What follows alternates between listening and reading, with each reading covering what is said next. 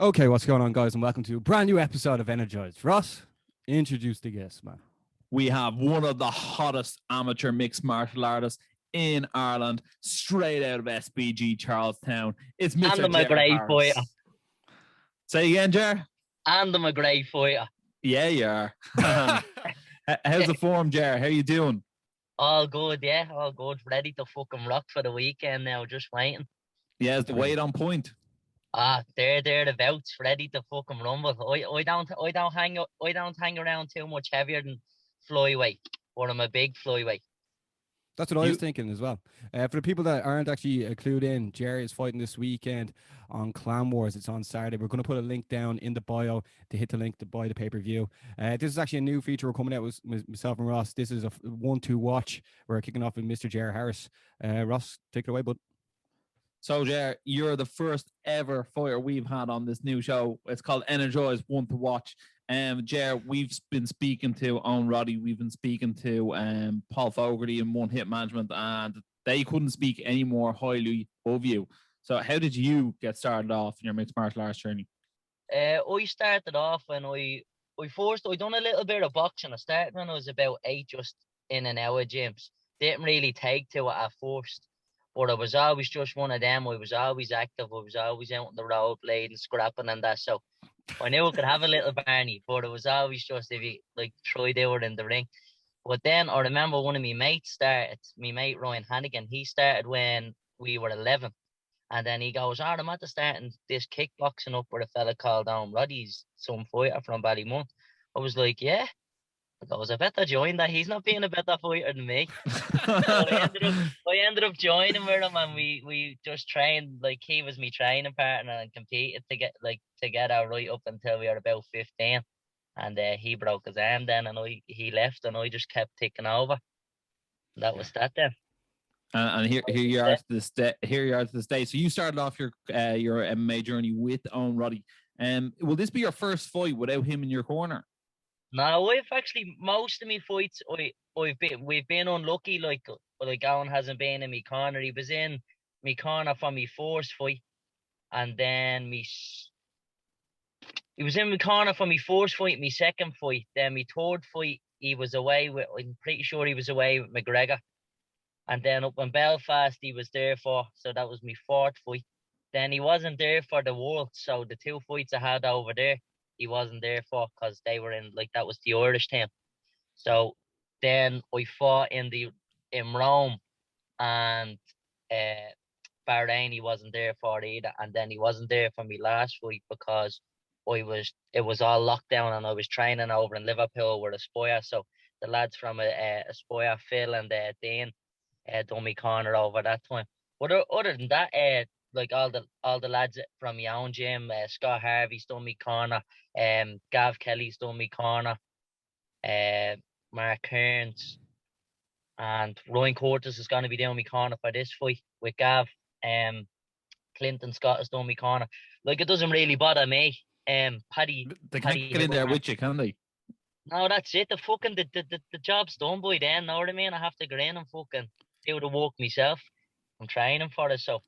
And for someone who's never seen you fight before, Ger, what would you tell them your style is like? I just like to go out there and fucking finish fights. I'm not in there. This isn't a competition to me at the end of the day. I'm in there to fight. I love fighting. Yeah, it's great getting the belts and all and getting wins and having the, reaping the rewards afterwards. But I just love getting in there and fighting, and I enjoy it. And when Owen's bleeding breaded into us since I started, we don't just fight. We fight to finish. No better buckle to bread into you. And Ger, exactly. This is going to be your last fight as an amateur, correct? Yeah, definitely. Yeah, 100%. Looking to go pro after this one and make a big bang on the pro scene. And tell us this: what do you think of your opponent, Matthew Friel, and where do you think you have the advantage over him? I know he's a wordy fella on the floor. To be honest, I don't watch people too much. I let me coaches and stuff do that. Because in amateur, it's he could be training for 6 months, not have a fight, and then be train or have a fight, then fix his mistakes, and he'd be moving on then and developing his game in other places. But I know he has wiry hips, And that's pretty much it. I'm just like, if it goes to the floor, I'm just gonna stay connected to him and fucking crack him, and that'll be it. Like on the floor, there's not many people gonna be out there. Nobody's gonna beat me. Especially like I know he's fairly sharp on the ground, but I'm sharp on the ground. All my finishes are submissions. And I have finishes. I have knockouts as well. Know what I mean? Then not all your finishes are submissions, but yeah, I know what you Yeah. mean. all me finishes are submissions, but I have knockouts as well. That's it. The Ger Harris way. Ger, tell us this. Obviously, you know, your career is being guided by Paul Noone.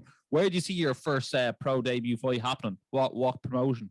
To be honest, we haven't got our mindset on anything yet, but like I wouldn't mind like the likes of Brave have fucking great shows going on at the moment. Cage Warriors have like great shows going on at the moment. Even Clan Wars, Cage Legacy shows like that.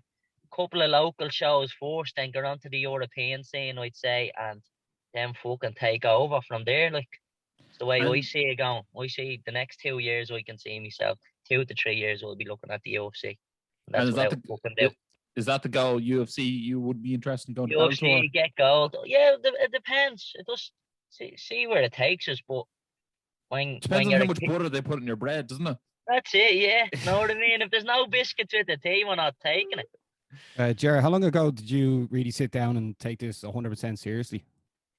I've always took it serious. I've always been the type of person, no matter what I've done, I try fucking harder. Know what I mean? I don't like I'm competitive. I don't like being beaten. I don't like when I'm in the gym, I'm the one putting the hardest work in on that mat. When I don't like losing one bit between rounds on the mat or in the cage. And also, like for being a fighter as well, just going through COVID and how difficult it's been for people, let alone going to training. But like what have you really learned in yourself, or what have you really improved on over the last year? The last year I've been really focusing on me wrestling and grappling, like, and bridging the two together. Know what I mean? Because it's one being being good at jiu-jitsu and good at wrestling, and it's finding the happy medium in between when you need to be able to like stop lads who are really good at jiu-jitsu, stop their hips and stay connected to them, and then again like being able to like not just defend wrestlers, being able to wrestle with them as well. I feel that's where I've developed most over the last year and a half, between my own gym and then Aspire across the water there as well. Plenty of great lads over there who are really good at wrestling. But then in my own gym, we're all the majority of the lads are strikers with good wrestling as well. Like we have lads up there with great wrestling, like even Kurt has good wrestling. Max Lally, we're always over, and we go over to Sergey's place as well. So we've been working hard everywhere, know what I mean? Yeah. Also, from watching your videos and following each other, you can see that you really, really love it, even when you're doing striking with your dad and your little brother, you know? Yeah, the business. We love a good training session in the gaff, and that's the thing. The whole family's invested. Like my dad, he started like doing a little bits of boxing, white collars and that, and then he started being able to take me on the pads then, and then he took a real interest in like he understands how I move and things like that, and he knows what combinations to put together for me. And then if I want to drill something, I just say him and he picks her up like that. And then my little brother, he's just coming up through the roots and filling the runners now as well, know what I mean? And the gloves? And the gloves, yeah, the runners and the gloves. And yeah, I'm looking forward to seeing him develop he's gonna be a fucking little animal. He's boxing now a Ballybuck at the moment and stuff. And he's just like he's down sparring every week and he's doing great. So it's great to see him enjoying it as well, know what I mean? Yeah. Do you still let him know who's boss? Definitely. He gets the hairy side of the hand off me every day. Does he get the small plate? Yeah. Know what I mean?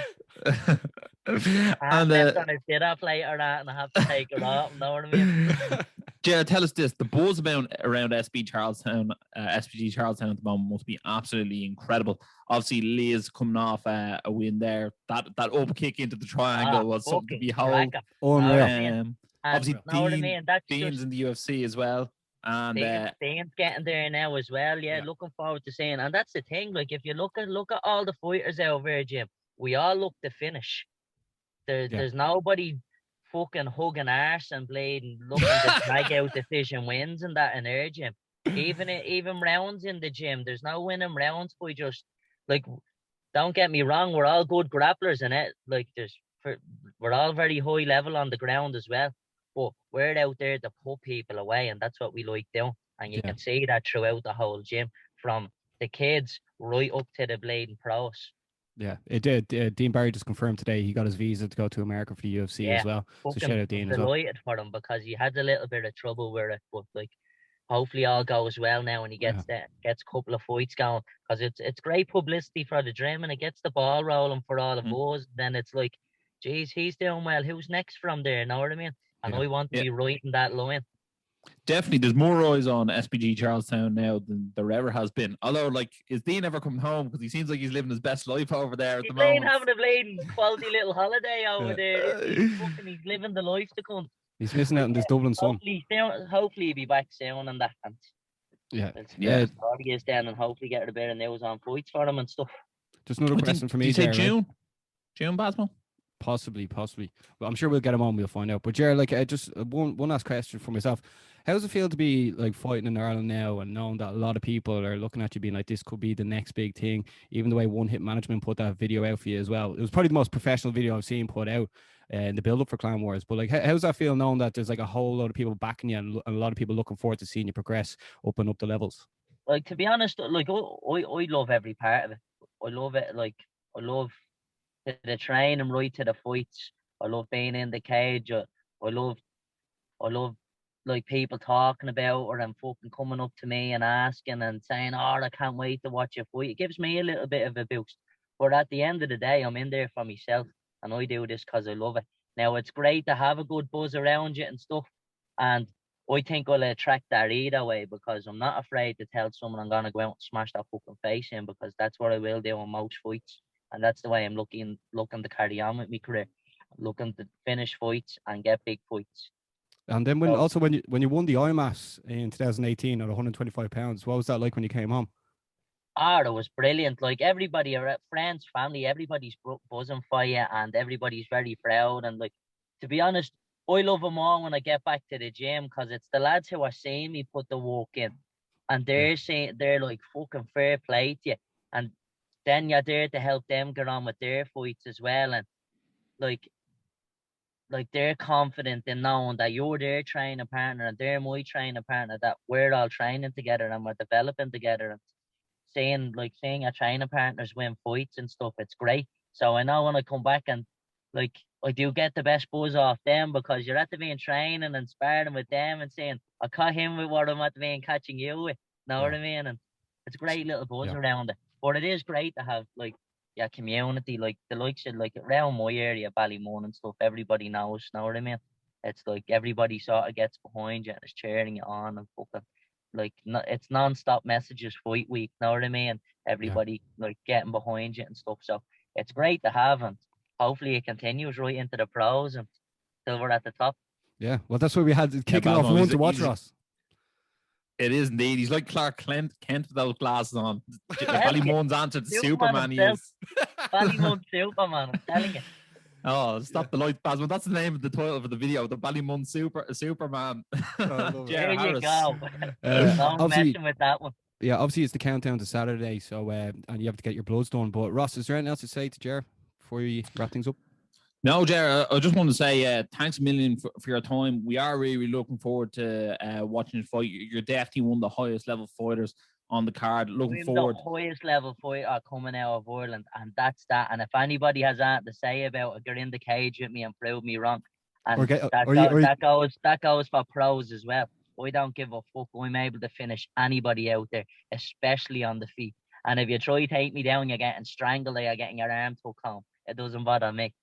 Or else you're getting your little brother after him as well. That's it, know what I mean? I just send him in after me, know what I mean? Say, sweep them up there, kid. Jer, before you do go, give us a prediction for the fight. How does it finish? I'm looking for a finish on the feet. I'm looking for something special. I'm looking to go out there and get another highlight head kick knockout. Or it doesn't, but it can finish anywhere. I see this fella, he's getting cracked. He's gonna start looking for submissions and stuff. or he's gonna start trying to dive for the legs, and he's just either gonna get strangled or I'm gonna spark him out on the way in. There's nobody gonna stand in front of me and take shots. There we have it, Basmo. Future UFC flyweight, and I'm sure at some stage he'll go up the bantamweight as well. They can all get it. We'll see. They can probably all get it. Full of water, maybe we'll see. Do a Dillashaw on it. We'll see where we're going. That's I'm looking for it. It doesn't bother me. I'm ready to fight. And then when I get to that level where I feel comfortable at like flyweight and I've destroyed that whole division, we will look at bantamweight as well. So what age are you, Jer? Sorry, I'm only 22. Yeah, you're still grown. You're still grown. 22 years young, and I'm meaty already, walking around like a shaved date. Okay, Jared, before we let you bounce, is there anyone you want to shout out at the just now or sponsors? Yeah, fucking a huge shout out to like One Hit Management. My manager Paul Fogarty, he's the fucking business. Can't thank him enough. He helps me out tremendously.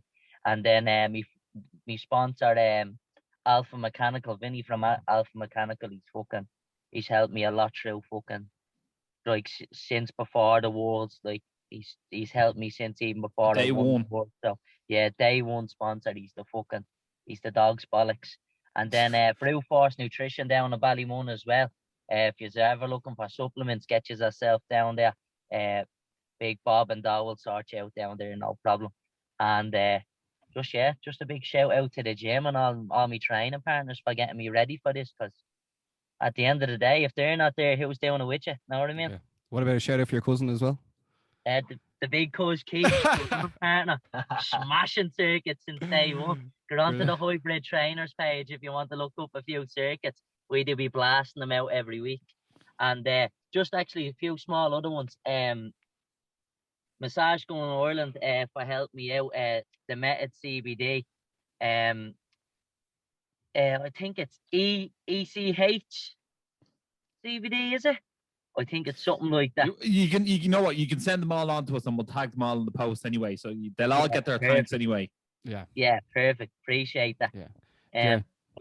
Yeah, Jared, thanks a million for your time. We'll make sure to buy the link down in the bio to buy the fights to support grassroots Irish MMA, and it's going to be a great event. Ross, anything else to say before we wrap it up? It's going to be entertaining. Don't. It will be entertaining. Even if you just fire for my fight, you won't be let down. This is going to be an entertaining fight. What's called Jer Harris is coming out to Robbie Williams. Let me entertain you. Guys, if you have enjoyed this video, make sure to like, share, subscribe, and as always, stay energized.